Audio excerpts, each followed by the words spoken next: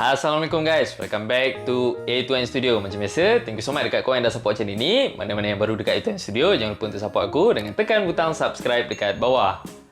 Alright, sebelum aku start gang, aku nak suggest kat korang sebuah IG shop untuk korang buat jersey full sublimation, iaitu Duplo jersey. Korang usah tengok jersey yang aku buat ni. Jersey ni aku dapatkan daripada Duplo jersey. Memang berlambat gila template-template design jersey yang diorang dah prepare untuk korang pilih. Dan kalau kata korang ada design korang sendiri, korang nak minta tolong Duplo jersey designkan untuk korang, diorang akan buat untuk korang tanpa sebarang charge. Dan yang paling best, khas untuk subscriber A2N Studio, kalau kata korang buat tempahan dengan Duplo jersey ni, make sure korang gunakan promo code MikeKening A2N untuk korang dapatkan diskaun sampai RM100. Tapi ingat, offer ni hanya valid sampai 28 hari bulan Mac ni. So guys, kalau kata korang nak jersey full sublimation korang ni siap dalam masa yang pendek, dalam masa 7 hingga 10 hari, make sure korang check out Duplo jersey. Link untuk pembelian nanti aku akan share dekat description. Make sure korang check it out. So untuk topik kali ni sebenarnya aku decide untuk review player-player yang kena ACL berulang kali dalam Liga Malaysia kita. Injury ACL ataupun anterior cruciate ligament, antara ligament yang paling besar yang ada dalam badan manusia ni, memang satu nightmare untuk player-player bola sepak yang ada dalam dunia. Kita boleh nampak impact daripada injury ACL ni. Ada player yang mampu melakukan comeback, dapat balik form lama diorang. Ada juga player-player yang sampai terpaksa bersara disebabkan oleh kecederaan ACL ni. So untuk video kali ni, jom kita recap, kita review balik player-player yang kena ACL lebih daripada satu kali yang ada dalam Liga Malaysia. Player pertama yang aku pilih, of course player yang baru saja kena kecederaan ACL ni, iaitu Halim Syahari. Adik kepada legend pasukan Kedah iaitu Fauzi Syahari. Untuk rekod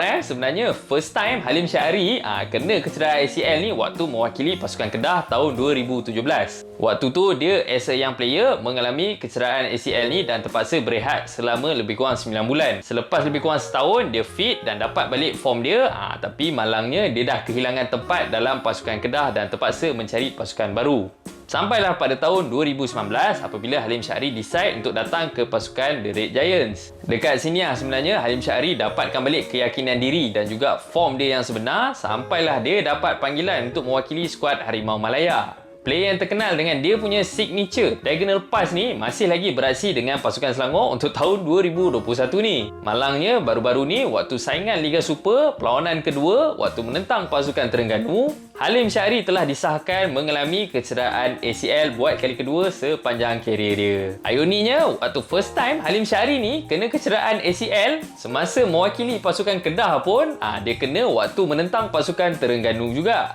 So untuk Halim Syahari, karier hang panjang lagi. Ambillah masa untuk build balik keyakinan hang, build muscle secukupnya untuk hang buat comeback dengan pasukan Selangor nanti. Player yang kedua iaitu seorang player yang ada kenangan bergaduh dengan Neymar waktu menentang pasukan Barcelona dulu. Player tersebut adalah Wan Zack Haikal Wan Noor. Untuk rekod sebenarnya Wan Zack Haikal ni waktu mewakili skuad Harimau Muda memang antara nama yang kita rasa ini adalah pemata bola sepak negara. Sampailah player ni dapat mewakili skuad Division 3 dekat Liga Jepun iaitu Ryukyu FC. Dekat Ryukyu FC ni lah sebenarnya first time Wan Zack Haikal mengalami kecederaan ACL.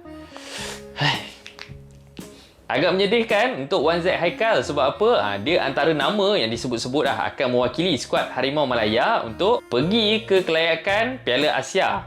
Dan beberapa bulan sebelum dia mengalami kecederaan ACL ni, sebenarnya Wan Zack perform teruk waktu saingan Pesta Bola Merdeka. So apabila dia mengalami kecederaan ni, teruslah menutup pintu untuk dia mewakili skuad Malaysia. Bukan kata kelayakan Piala Asia je, Sukan C pun dia tak dapat main untuk tahun 2013 tersebut. Selepas rehab selama lebih kurang setahun, tahun 2014 Wan Zack decide untuk balik ke Liga Malaysia. Waktu tu dia mewakili pasukan Kelantan. Sempat beraksi selama beberapa season sebelum pindah ke pasukan Felda United. Sampailah pada tahun 2019 apabila Wan Zack Haikal decide untuk join pasukan The Red Giants. Suatu pre-season bersama pasukan Selangor under coach B. Satyan Aden. Sebenarnya pre-season tu boleh kata antara pre-season yang baik untuk Wan Zack Haikal dalam pasukan Selangor. Selepas tamat saja jelajah dekat negara Thailand, balik dekat Malaysia. So waktu menentang pasukan Home United dekat UM Arena, Dalam perlawanan ni lah sebenarnya Wan Zaid Haikal disahkan mengalami kecederaan ACL buat kali kedua dalam kerjaya dia. Time tu bagi aku memang sedih lah untuk Wan Zaid sebab apa, dia baru je join pasukan Selangor, tak sempat lagi beraksi dalam sebarang perlawanan kompetitif untuk pasukan Selangor,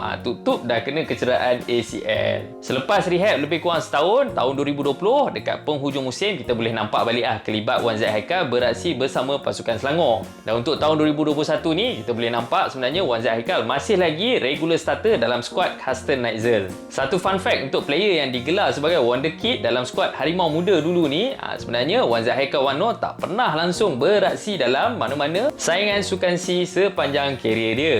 Player seterusnya, antara player yang paling banyak kali kena kecederaan ACL. Player tersebut tak lain tak bukan adik kepada Aidi Zafwan, iaitu Zakwan Adha. Kalau kata tak disebabkan oleh kecederaan ACL yang berulang kali ni, pastinya peminat-peminat skuad Harimau Malaya berpeluang untuk tengok gandingan Safiz Ali, Mat Yo dan juga Zakwan Adha Abdul Razak. Kali pertama Zakwan Adha kena kecederaan ACL ni adalah sewaktu dia beraksi dengan pasukan Negeri Sembilan, negeri kelahiran dia. Zakwan berehat selama lebih kurang 9 bulan. Apabila comeback, waktu tu ingat dia dah boleh main balik, dah boleh dapat balik form lama dia. Tapi malangnya apabila kecederaan ACL ni berulang balik kepada diri dia.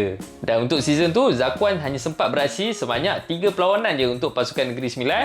Lepas tu terpaksa balik menjalani pembedahan dan juga proses rehabilitasi. Dan benda ni sebenarnya Zakwan sendiri pernah akui. Dia kata sepanjang kerjaya dia sebenarnya dia dah mengalami sebanyak 4 kali injury ACL. Dan disebabkan 4 kali operation ACL ni lah menyebabkan dia kadang-kadang hilang keseimbangan badan dia. Dan disebabkan itulah kita boleh nampak kadang-kadang dia cuba untuk beat player, end up tiba-tiba dia tersungkur sendiri. Dan player terakhir yang aku nak review adalah Brandon Gunn. One of the greatest story untuk player-player tempatan yang pernah kena ACL. Kita boleh nampak macam mana kuatnya Brandon Gunn ni dari segi mental dan juga fizikal. Kali pertama kena kecederaan ACL adalah pada tahun 2015 semasa Brandon Gunn mewakili pasukan Kelantan menentang pasukan ATM. Waktu tu kecederaan tersebut berlaku dekat lutut kanan Brandon Gunn. Lepas saja injury, waktu first time tu Brandon Gunn decide untuk balik ke negara Australia dan menjalani pembedahan serta proses rehabilitasi dekat negara dia. Selepas lebih kurang setahun macam tu, apabila dia fit balik tahun 2016, dia